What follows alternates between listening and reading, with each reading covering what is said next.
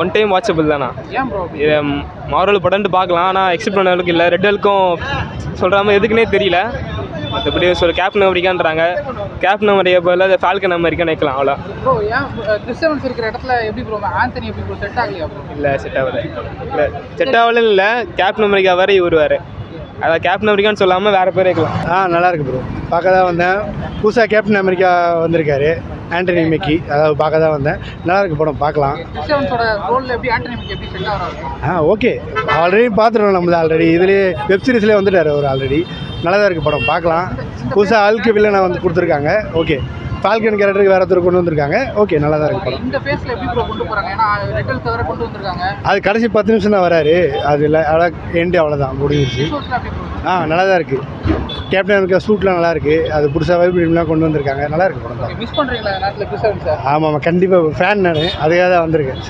பரவாயில்ல, ஓகே தான். இந்த ஃபேஸில் எப்படி ப்ரோ கொண்டு போயிருக்காங்க? இதெல்லாம் இந்த ஃபேஸ் பெருசாக சொல்லிக்கிற மாதிரி இல்லை, ஓகே தான். ரெட் ஹல்க்லாம் காட்டியிருக்காங்களா, அதெல்லாம் எப்படி ப்ரோ இருக்கு? அது பரவாயில்ல ஏதோ.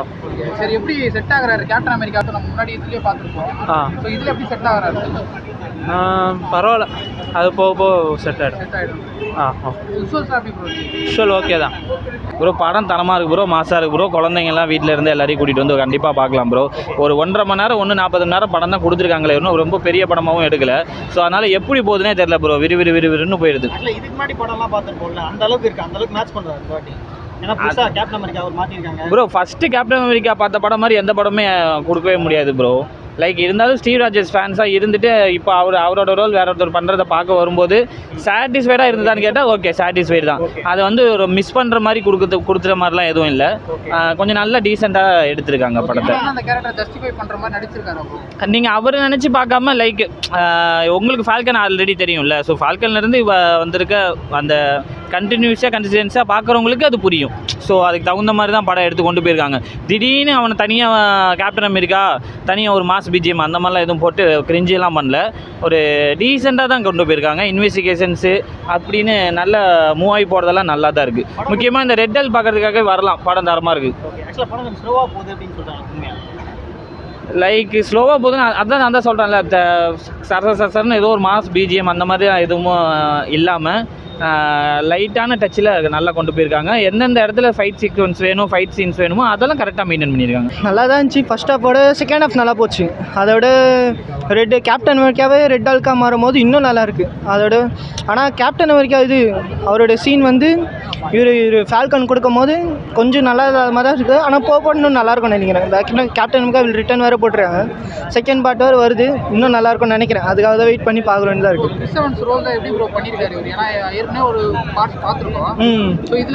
இந்த வாட்டி கொஞ்சம் ஹைப் கொடுத்தா வச்சுருக்காங்க. கொஞ்சம் நல்லா தான் இருக்குது. ஆனால் போகும் இன்னும் நல்லாயிருக்கும். அது அந்த ஃபைட் சீனில் இன்னும் நல்லா இருந்துச்சு. இஎஃப்எக்ஸ் எல்லாம் போகும்போது இன்னும் நல்லா இருந்துச்சு. இந்த ஃபேஸில் என்ன இன்னும் புதுசாக காட்டியிருக்காங்க? இந்த ஃபேஸில் புதுசாக எதுவும் காட்டல, கொஞ்சம் ஃபைட் சீன் தான் வந்திருக்கு, அவ்வளோதான். அதோட எதுவும் பெட்டராக தான் இருக்குது. ரெட் புல்லோட கொஞ்சம் பெட்டர்,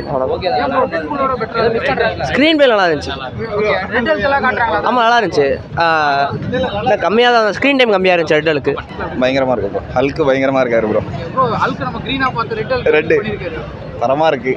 ரொம்ப ஆக்ரோஷமாக நடிச்சிருக்காங்களா ஹல்கோட கேரக்டர்? ஆமாம், ஆக்ரோஷமாக தான் இருக்குது. பட்டு பார்க்கலாம், ஹல்க்கு அப்படியே இது பண்ணிட்டாங்க ப்ரோ. நல்லா தான் ப்ரோ இருக்குது. நீங்கள் எதிர்பார்க்குற அளவுக்கு இருக்காது. ஆனால் ஃபஸ்ட்டு போர்ஷன் கம்மி தான், செகண்ட் போர்ஷன் சூப்பராக இருக்கும். நீங்கள் அதில் வந்துட்டு எந்த டவுட்டும் இருக்காது, அது செம்மையாக பார்க்கலாம். ரெட் ஹல்க்கு வர்றது இருக்கட்டும், அந்த ஷீல்டு வச்சு சண்டை போடுறது இருக்கட்டும், எல்லாமே சூப்பராக இருக்கும். ஃபஸ்ட்டு மட்டும் கொஞ்சம் லேக் அடிக்கும், அவ்வளோதான். மற்றபடி எல்லாமே நல்லா இருக்கும். ஃபஸ்ட்டு எதனால் அந்த லேக் வந்து ரொம்ப நேரம் கதை இழுத்துக்கினே போகிற மாதிரி ஃபீல் ஆகும். அது ரொம்ப நேரம் பேசுவாங்க அதுலேருந்து. அதுக்கடுத்து போக போக ஃபைட் சீன்ஸ்லாம் வரும்போது அதுவே ஈக்குவல் ஆகிடும். அதனால் அது ஒன்று இடத்துல எப்படி ப்ரோ பண்ணியிருக்காரு ஆண்டனி? மிஸ் பண்ணுற மாதிரி இருக்கா? அது நிறைய இருக்குது அந்த அளவுக்கு. ஏன்னா அது வந்து வேறு, இது வேறு. ஸோ அதை மிஸ் பண்ணுற மாதிரி தான் இருக்கும். அதான் சார், நான் எண்டு கேம் வந்தோம் நாங்கள் லாஸ்ட்டாக. எண்டு கேமில் 3Dயில் பார்த்தேன். அதுக்கடுத்து இங்கே வந்து 3Dயில் நிறைய எதிர்பார்த்து வந்தேன், சரி நிறைய இருக்கும் அப்படின்னு. பட்டு ஃபஸ்ட்டு சீன்லேருந்து கொஞ்சம் நார்மலாக போயிட்டு ஹல்க் வர போர்ஷனில் தான் எனக்கு நிறைய இதுவே தெரிஞ்சுது அதில். சரி ஓகே அப்படின்ற மாதிரி. மற்றபடி ஒன்றும் இல்லை. விஷுவல் எல்லாமே நல்லா தான் ப்ரோ இருக்கு. ஃபஸ்ட்டு எப்பவும் போல் செகண்டில் தான் எப்போவுமே செகண்ட் ஹாஃப் செம்ம அவ்வளோதான்.